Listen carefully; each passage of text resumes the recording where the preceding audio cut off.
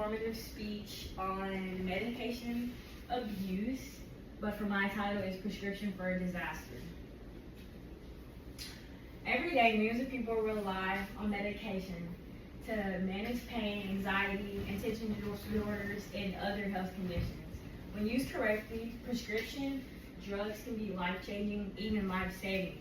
But when misused or abused, the results can be devastating.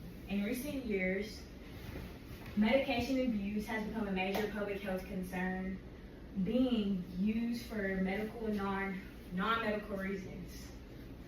Using someone else's prescription or relying on medication can emotionally relieve or abuse of these substances can lead to addiction, physical harm, and even death. Understanding how and why medication abuse happens is the first step towards preventing it. Medication abuse refers to misuse of prescription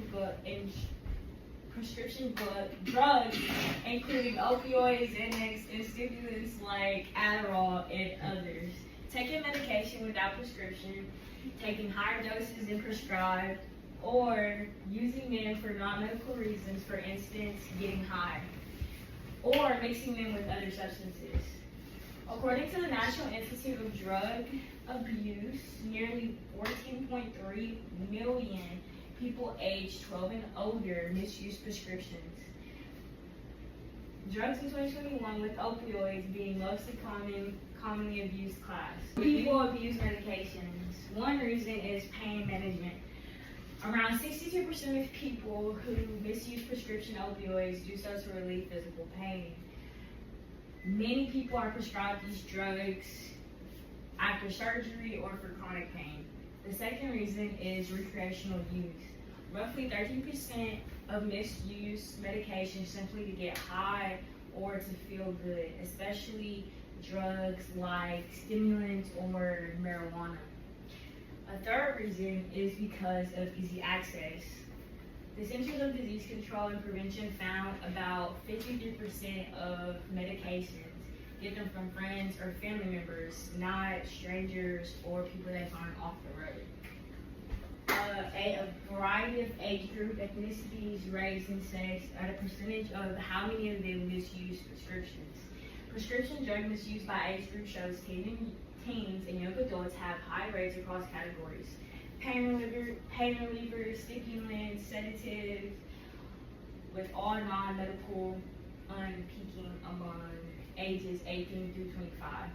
College students are more prone to this risk, especially for ADHD meds and sedatives.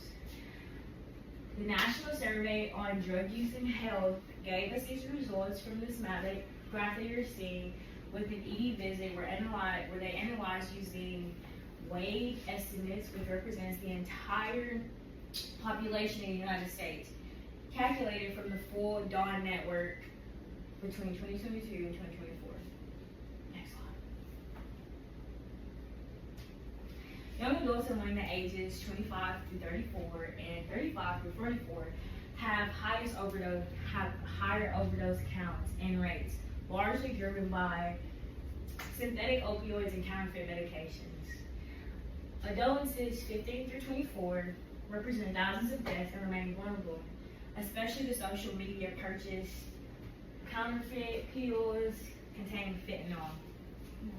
Other adults 55 through 64 or 65 plus are facing a really bad crisis, with the overdose rising even more, mainly because doctors are prescribing these other people with more drugs and prescription medication that they really shouldn't be taking all at the same time. Sorry.